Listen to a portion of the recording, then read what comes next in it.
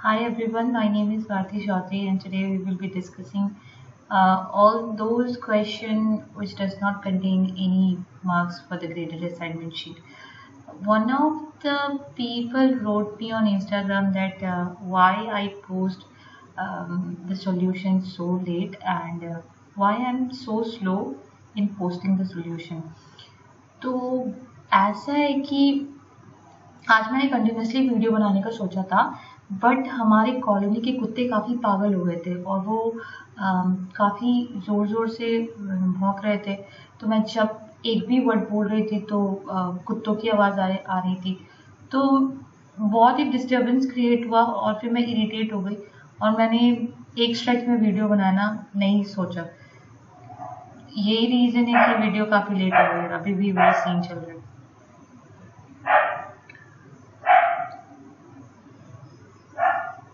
So let's ignore that and let's see what question number 3 is asking. So in a class of 76 students numbered 1 to 76, all even numbered students opt for chemistry. Those who numbers are divisible by 5 opt for computer science, and those whose numbers are divisible by 7 opt for statistics. Now the question is asking how many opt for none of the three subjects. So for doing this question, let's make a Venn diagram so that it will be much more clear.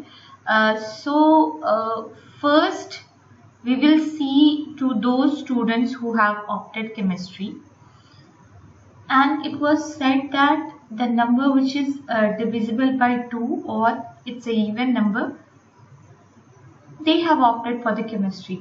So it is from 1 to 76. So it's clear that overall the students who have opted chemistry, I will be denoting as NC, is equal to, just divide this 76 by 2, you will be able to get what are the number of the students who have number as an even number, and that will be equal to the number of chemistry students.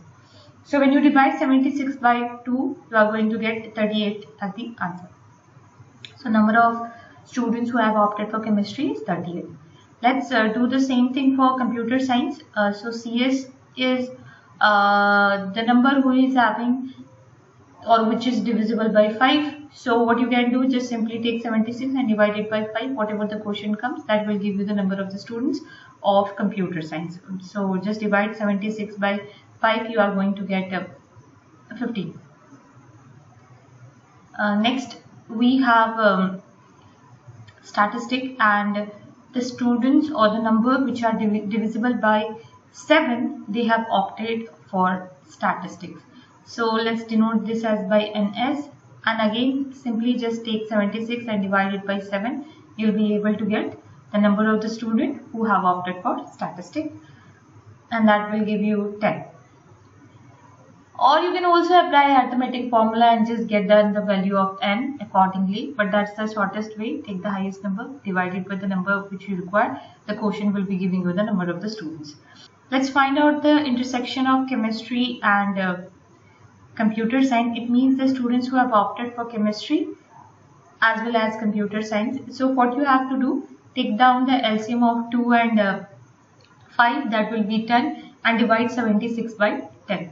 The answer that we'll be giving is equal to 7, and then similarly you can find out the number of the students who have taken computer science as well as statistics. Again 5 and 7 is there, take out the LCM of 5 and 7, that will be 35, divide 76 by 35, you will be able to get 2, and that will be the answer. And in the same manner for finding out statistics and chemistry, so the LCM of 2 and 7 will be 14. Divide your 76 by 14, you will be able to get 5 as the answer. So we have got these intersection. Now let's find out what will be the number of the students who have opted for chemistry as well as computer science as well as statistics. So take out the LCM of 2, 5 and 7, this is going to be 70, and then divide 76 by 70, this is going to be equal to 1. So we have got all these data. Now let's find out the union of computer science and statistics.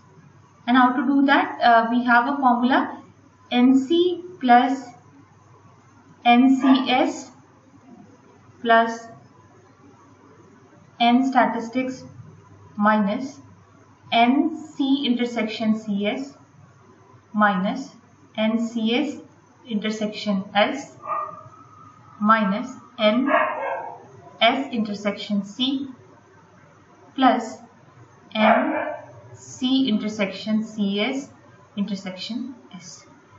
Now simply substitute the value. Let's substitute the value. This is equal to 38 plus 15 plus 10 minus 7 minus 2 minus 5 plus your 1.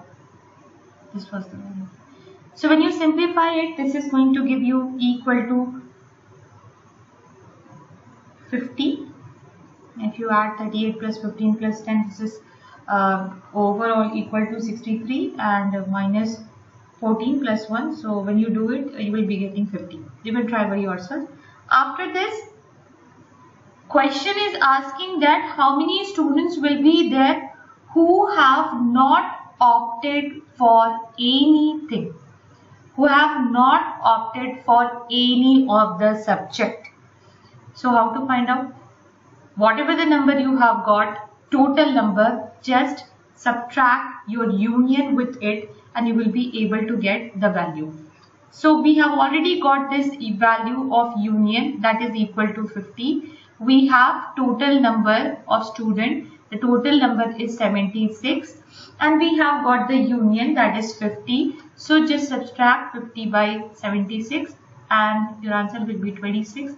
And this is the answer for this question.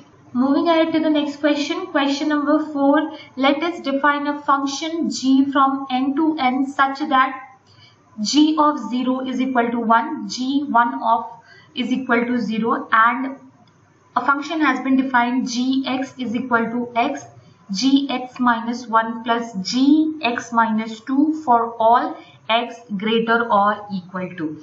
So first of all, let's define this function separately and find out this value. So we have been given a g which is from n to n is here the natural number, and such that we have been given g of 0 is equal to 1, g1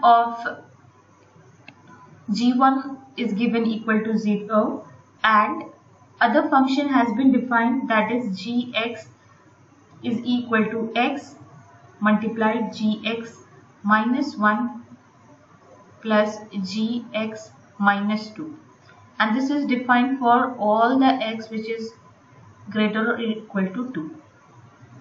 Now everybody look to this set which is given. All the set has been defined for all the x which is lesser or equal to 5. So let us keep our value of x from 0 to 5, because here x will be natural number, and for all the set we want to have those natural numbers only which will be lesser than 5. So it will start from 0 to 5. So we will be considering our x which will be equal to 0, 1, 2, 3, 4 and 5. Let us define our all the values of gx. We have already g0 is equal to 1. We have g1 is equal to 0. g2 is equal to 2 into, just simply substitute the value of x is equal to 2. You will be able to find out g2. So this will be somewhat 2 into g1 plus g0. Substitute the value of g1 and g0 which we already have, that is will be 2 into 0 plus 1 which will be equal to 2. In the same manner you can find out g3. substitute the value of 3, and then you will be getting the value very easily. I have already calculated it, but you can calculate it by yourself and you can verify. So my G3 will be coming, which will be equal to 6. My G4 will be equal to 32. And my G5 will be equal to 190. I am repeatedly saying that please do not blindly believe to the values. You can try yourself and you can get down these values. Now we have defined our S1, S2 and T. If you remember, our S1 is the set of those x such that Gx is even. And with this, we also want that the condition has been applied for x is lesser than 5, and we have got all the values of x which is lesser or equal to 5 only according to the given set. So let's see for which values of x you are going to get the even number. Let's start with 1, 0. For 0 I got 1. This is not even. This is a even. 0 is even. Then 2 is even. 6 is even. 32 is even. And 190 is even.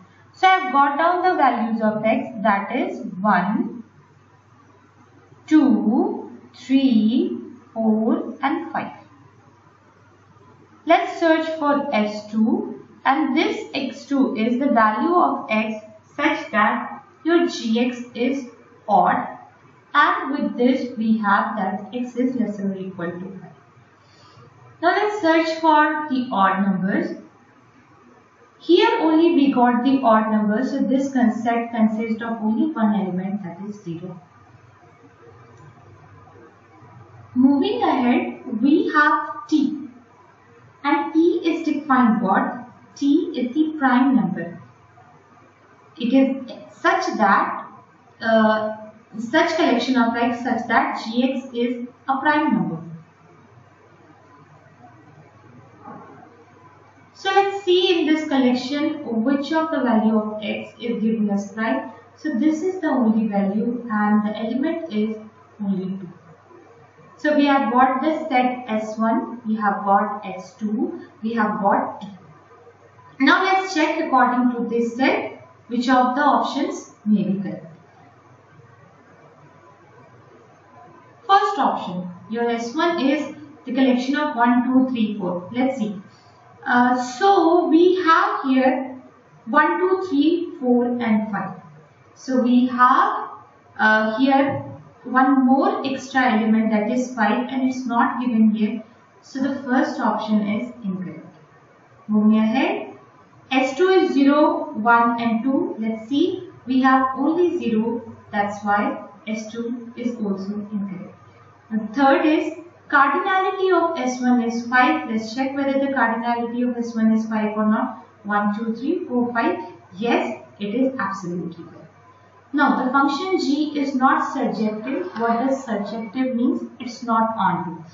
Basically you have to prove that if you consider any element in the codomain or in the range such that it will not have any image in your domain, right? Now it will you have to find out such element which does not have any image in the first set. So let's see there exists any element or not. Now if you take natural number 3 here, if I take 3 here, will I find any back image or reverse image or inverse of this in this collection? That's the question.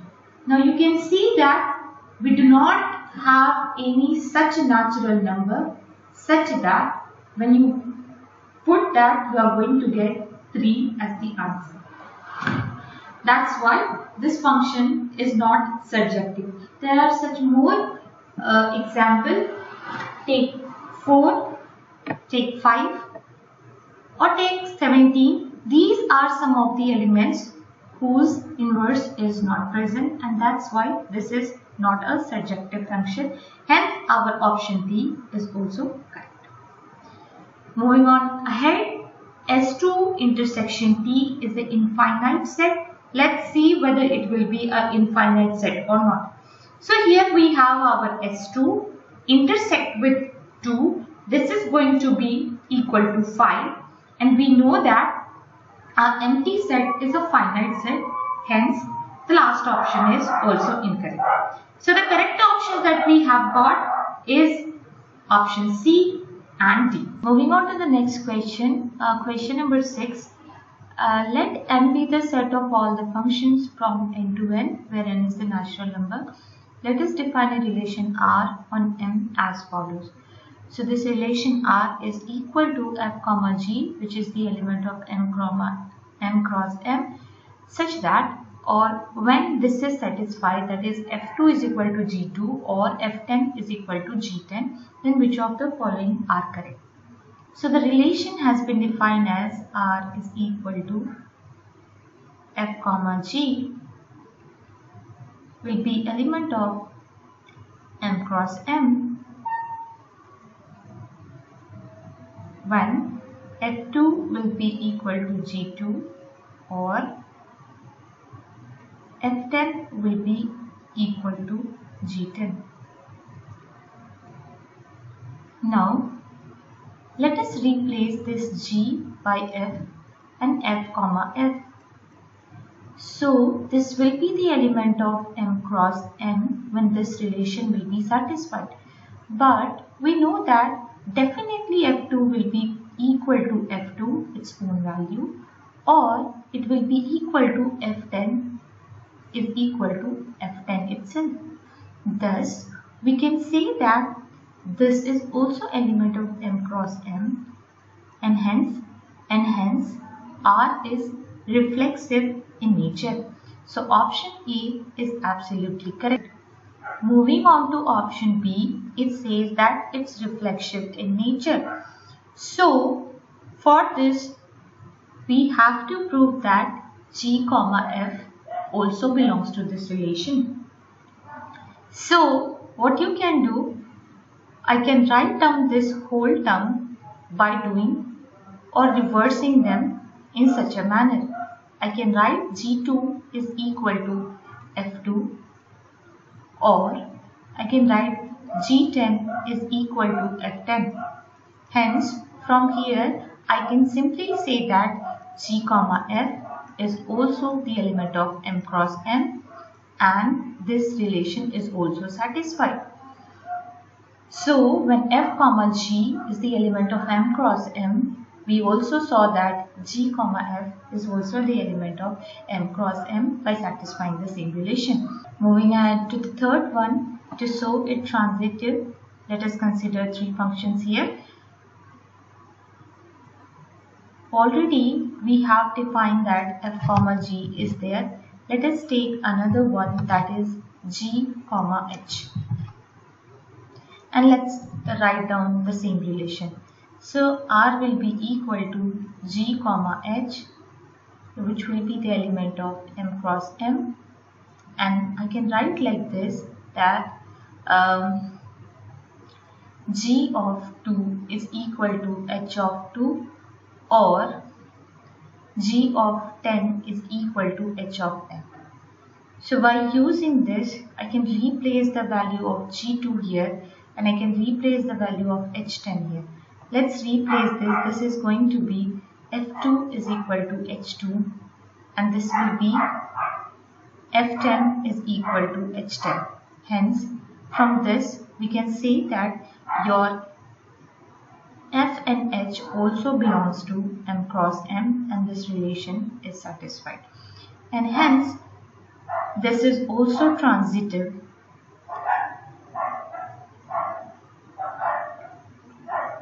in nature. I have jumbled the option, but I proved for reflexive, I proved for symmetric, I also proved for transitive.